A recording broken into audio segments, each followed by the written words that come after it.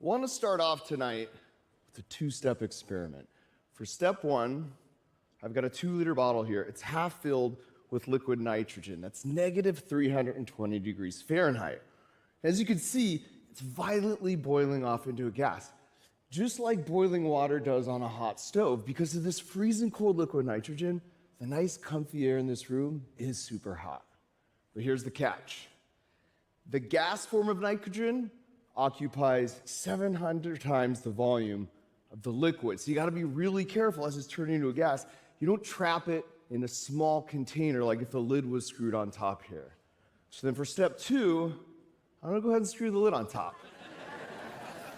And when I do, if everything goes according to plan, the contents of this bottle should experience what we refer to at NASA as an energetic, spontaneous, rapid disassembly. It's gonna explode. All right, here we go. Put that on. Okay, now this is gonna be, oh, you know what? What the heck, might as well throw these on top.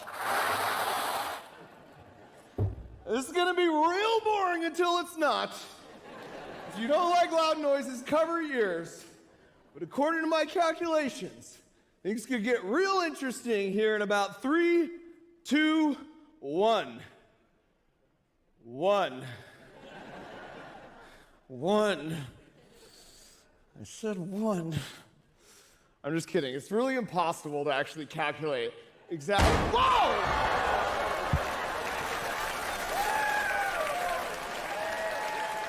Let's go! How's your jet lag now? All right. My apologies to my friends in the front row. But you should be warned, it will get worse before it gets better. I'm like Science Gallagher up here. So a lot of people will look at that. Thank you, yeah. You keep those as souvenirs, actually. Please don't throw them back the whole time. A lot of people look at that and be like, oh, neat, the ping pong balls exploded. But what actually happened is so much cooler.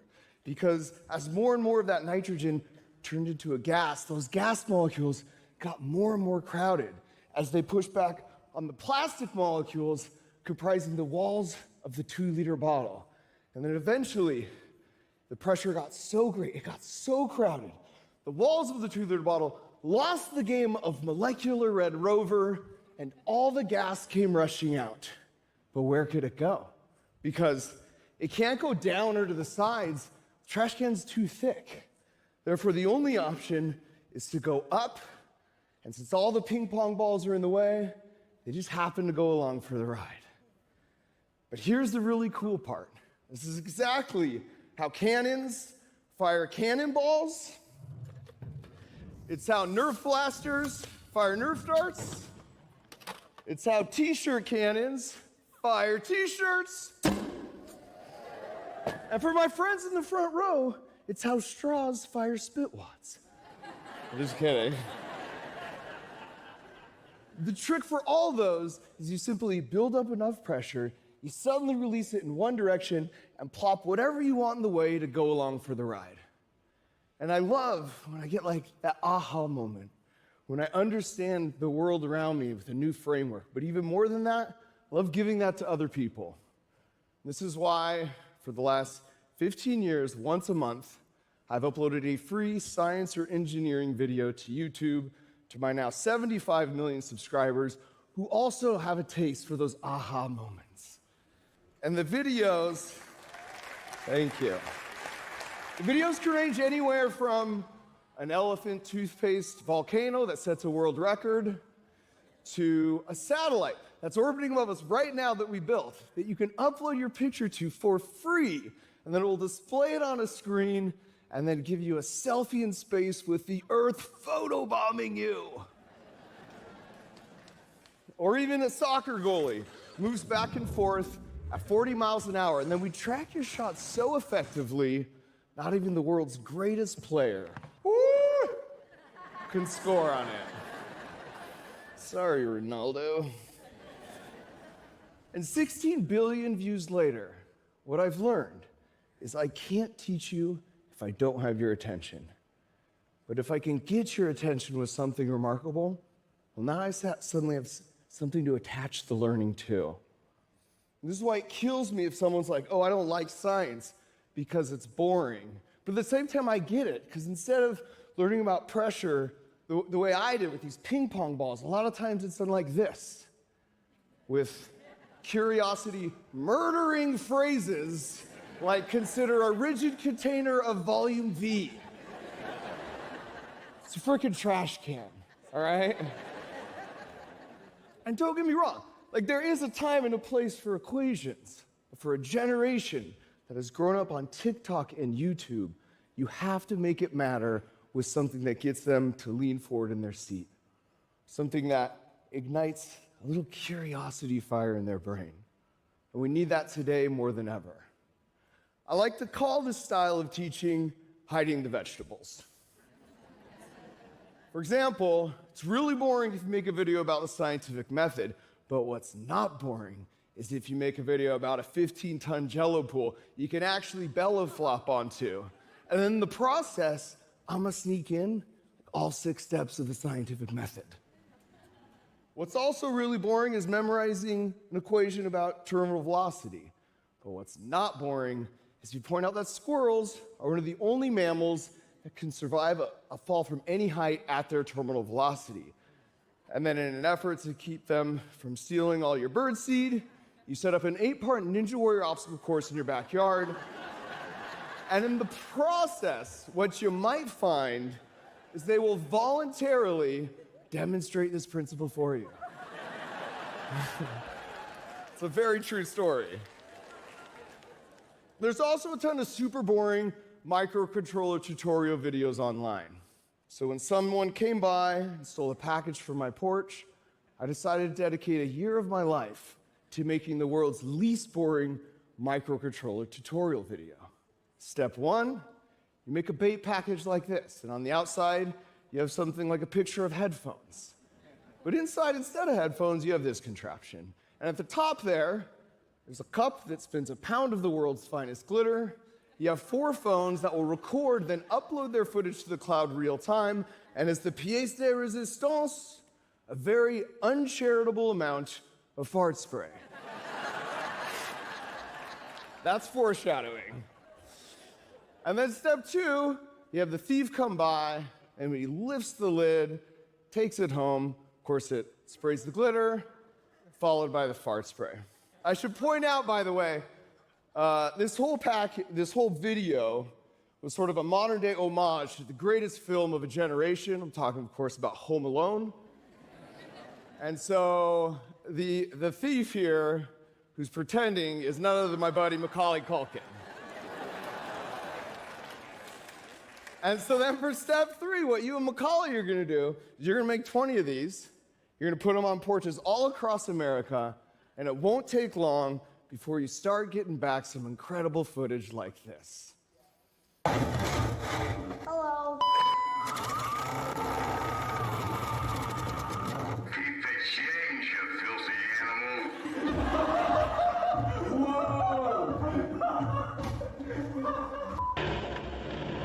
Hello. You guys give up? Or you're thirsty for more? Operation Whoever Smelt It Doubted initiated.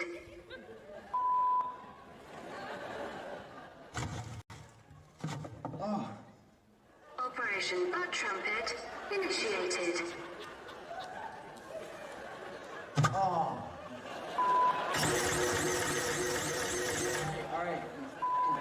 Alright, we get it, okay.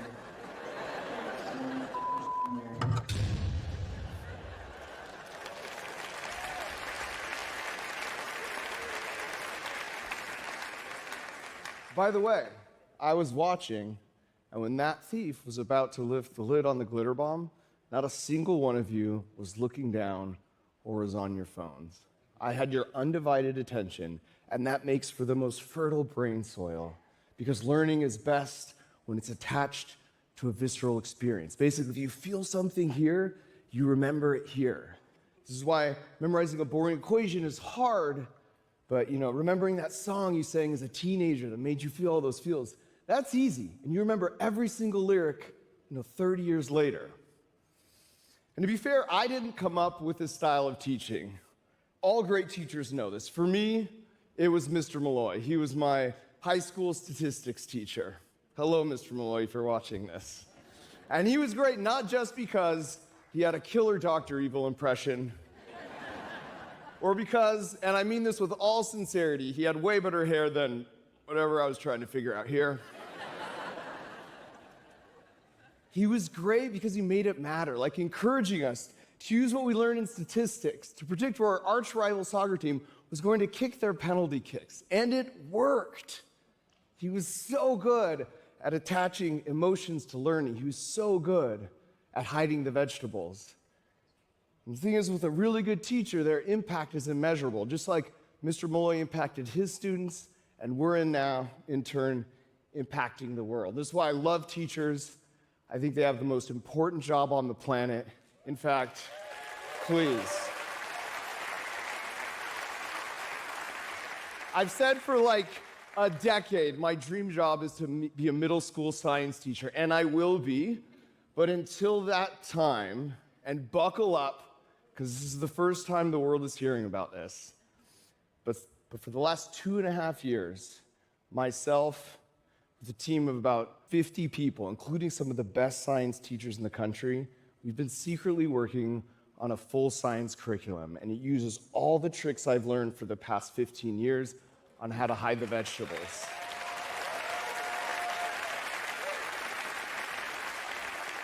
And the reason we're doing this is because it breaks my heart when I see teachers who get paid salaries as a society we should be ashamed of, spending their own money on resources that totally suck.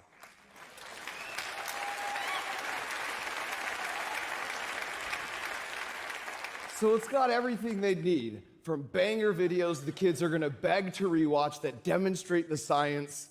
Yes, that is a wrench in an MRI machine, because how else am I supposed to talk about the invisible magnetic fields all around us? It's got ready-to-teach classroom slide decks that are super clean and easy to use. And then it's got these really thought-out, curated science demos where the kids get to viscerally interact with the science that the teachers could make just with stuff they have lying around their classroom. And so the idea is that together we teach the classroom, and the teacher becomes the hero as we engage the students in real science and engineering they actually care about. We're starting with grades 3 through 8. It exceeds all the state science standards, but most importantly, it's exactly what science class is meant to be. Super freaking fun. Your teacher and I are about to launch this class into hyperdrive. Let's go!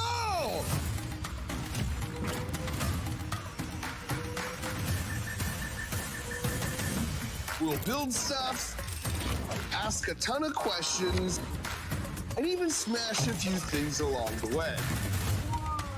If everything goes according to plan, you'll see the world around you in an entirely new way. Right. Oh my God, that's crazy. Buckle up. It's gonna be a wild ride. It's basically magic, but science. Which makes it cooler than magic. I knew it felt too light.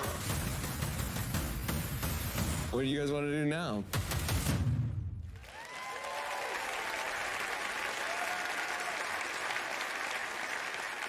The world has evolved, and teaching science is long overdue for disruption. I'm happy to report that of the teachers who are assigned to teach the pilot lessons to their students, because of our ability to explain complicated things simply, and for our very unique experience in solving the science motivation gap for 15 years, 95% of the teachers said that when we're done, they would want this to be their full science curriculum. And so the idea is you combine incredible teachers with incredible resources to get this explosive output, sort of like you'd expect to see if you combine this bucket of boiling water with this trash can of freezing cold liquid nitrogen. So to all those teachers out there in the trenches, I want you to know reinforcements are on the way. In fact, A bunch of the videos and lessons are already available right now, and we'll finish the rest over the next 4 years because I know this will be the most important thing I do my whole life. And even though this is going to cost us $60 million to make, my official declaration tonight is every single lesson plan, every teacher training, every original class demo will cost exactly $0 and be 100% free for all teachers forever as we work to ignite those brain fires of curiosity in the next generation of big problem solvers. Thank you so much. Thank you. Thank you.